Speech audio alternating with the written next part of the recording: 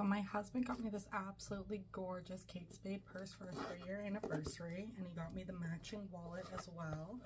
I absolutely love this. We chose this one because teal is our couple color, and also I always call him my dragon because he guards our family and everything we have just like a dragon.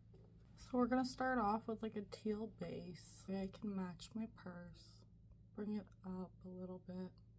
So we're going to do a red eyeliner. I'm going in with a very angled brush. We are just going to bring it over.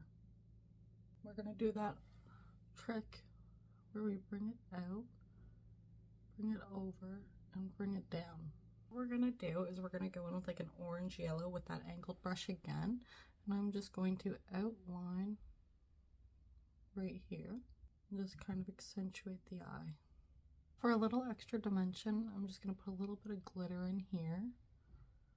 Just kind of bring it over. Give it that extra dimension I want. Last but not least, we're going to just highlight right here. This is the final look. To top it off, I am putting NARS Dragon Girl red lipstick on. This is my favorite red lipstick, and I think it's just going to really tie everything together. This is the final look.